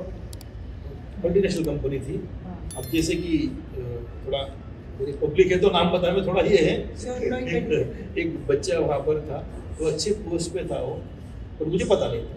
मेरा एक बच्चा रनिंग जो मेरे पास पढ़ रहा था, हाँ। 5 साल पुरानी बात है, हाँ। बिफोर कोविड की बात है, वो वहाँ पर जो इंटर्नशिप के लिए गया था, तो वहाँ पर उसको बोला कि भाई आपको एचआर को मिलना है। अब 2 दिन वो वहाँ बैठा रहा, और वो MNC मल्टीनेशनल कंपनी थी, काफ़ी कंपनी थी, इंडिया की टॉप मोस्ट कंपनी में से कि तो एचआर को मिलना इतना भी आसान नहीं होता। तो उसको 2 दिन वहाँ ग्रुप मीटिंग करना पड़ा, फिर भी उसकी एचआर से बोला था नहीं हो पाई। एंड तीसरे दिन उसने मुझे फोन किया, and fortunately I was itself in that city. Okay, मैं उसी सिटी में था। मैंने बोला ऐसा, तो चलो मिलते हैं। तो मैं कंपनी पहुंच गया। जैसे बच्चे हैं तो मुझे ज़्यादा कुछ ऐसे ये लगता है। कंपनी में पहुंच गया। तो कंपनी में पहुंचने से पहले बच्चे का फोन आ गया, बोले सर एचआर से बात होगी और वो आपके लिए वेट कर रहे हैं। एचआर से बात होगी, एचआर आपके लिए वेट कर रहे हैं, और मुझे बहुत अच्छे से उन्होंने इंटरटेन किया, लेकिन मुझे कुछ बताने के लिए मना किया। मैं बहुत कंफ्यूजन यार, चलो ठीक है भाई, आपको बुला रहे हैं। बोले मैं कंपनी के एंट्री पे गया, तो जैसे एंट्री पे उन्होंने मुझे बोला तुम्हें वानके सर का, हाँ सर साहिबानी बोले हुए। फिर मैं अंदर गया, जाके अंदर वो एचआर को जैसे ही मिला, मैंने बोला अरे तू मेरा बच्चा स्टूडेंट था। तो आई गॉट सरप्राइज कि वो इतनी अच्छी पोस्ट पे बैठा हुआ है। तो उसने बोला मैं 2 दिन बाहर था, बोले सर जैसे, तो मेरे बच्चे ने मुझे बताया, स्टूडेंट ने जो वहाँ इंटर्नशिप करने गया था, सर ने जैसे अंदर गया, मुझे अंदर बुला दिया, और मुझे अंदर बुलाते थे मैं डरते डरते अंदर गया। तो उसने सबसे पहला सवाल मुझे पूछा, बोले कि वारके सर कैसे चांगले सुबेला का सर। तो ये बहुत ही एक्सट्रीम लेवल का सेटिस्फैक्शन था। तो जैसे मैंने बोला, बोले कि सर किती आलेले आहे, तो बोला सरांना बोलो पहले फोन कर। तो पहले आपको फोन किया बस सर, फिर सर ने मुझे इंटरव्यू किया। तो काफ़ी वहाँ पर मतलब ऑफिस में बहुत सारा अच्छा था। तो सबसे उसने मुलाकात करके दी कि मेरे सर, हालांकि काफ़ी ऊँची पोस्ट पर है, तो वाइस प्रेसिडेंट डॉक्टर आशीर्वाद भी उसने मुझसे लिया। तो मुझे लगा चलो भाई अपन ने पढ़ा होगा। और वो जब से बोला कि सर आप हमें ओपी में जो एग्जाम्पल्स बताते थे, वो एग्जाम्पल्स हमें आज भी याद है, और हम आज भी वो प्रैक्टिकली यूज़ करते हैं। तो मुझे बहुत ज़्यादा खुशी उस मोमेंट में हुई। थैंक यू सर, आपने आपका इतना टाइम दिया, आपने हमें बहुत इंसाइटफुल ये बातचीत रही, बहुत कोट्स आपने बताए, आपके रियल लाइफ एक्सपीरियंसेस शेयर किए। तो आई एम श्योर कि जो हमारे ऑडियंस है उनको इससे बहुत कुछ लर्निंग मिली होगी, and they would have definitely enjoyed this. मैं आपको भी आपका एक्सपीरियंस के साथ आप एक बार अगर उनसे शेयर करोगे और उनको बोलोगे कि they can subscribe to our channel we free. ये मेरा एक्सपीरियंस बहुत ही अच्छा रहा। जो बच्चे ये सब इंटरव्यू देख रहे हैं या सुन रहे हैं, मैं उनको बोलना चाहूँगा कि रिफ्रेम जो है ये आपके लिए बनाया गया और आप ही के लिए बनाया गया चैनल है, जिसमें मैं हूँ डॉक्टर प्रशांत वर्के, और कई सारे एकेडमिशियंस हैं जो बिना किसी इंटरेस्ट के एक सोशल कॉज के लिए, और एक आप बच्चों का एक अच्छा काउंसलिंग होना चाहिए, एक अच्छी भविष्य की पीढ़ी का निर्माण होना चाहिए, इस हेतु से यहाँ पर एकत्र हुए हैं। तो मैं सबको अपील करना चाहूँगा कि इस चैनल को आप ज़्यादा से ज़्यादा सब्सक्राइब करिए, और बेल आइकॉन दबा के आप इसको सब्सक्राइब कर सकते हैं, और आपके सब दोस्तों में भेजिए। और पेशेंसफुली सारे एपिसोड्स पेशेंसफुली देखिएगा, और देखते वक्त सिर्फ देखिएगा नहीं, अगर आप में से 10% लोग भी इसको देख के अगर इसके ऊपर अमल कर पाए तो हमें लगेगा कि रिफ्रेम बनाने का जो एक सपना सबने देखा था वो सही में पूरा हो गया। Thank you sir. अगर आप लोगों को ये कंटेंट पसंद आया होगा तो प्लीज़ लाइक शेयर और सब्सक्राइब, बेल आइकन दबाइए ताकि आपको हमारा जब नया वीडियो आएगा तो आपको नोटिफिकेशन मिलता रहेगा। और अगेन मैं रिपीट करूँगा, अगर किसी को हमें अप्रोच करना है, हमारे काउंसलिंग पैनल से मिलना है और उससे हेल्प लेनी है, तो हमें कमेंट में आप इन्फॉर्मेशन शेयर कीजिए, हम आपसे कॉन्टैक्ट करेंगे। Thank you.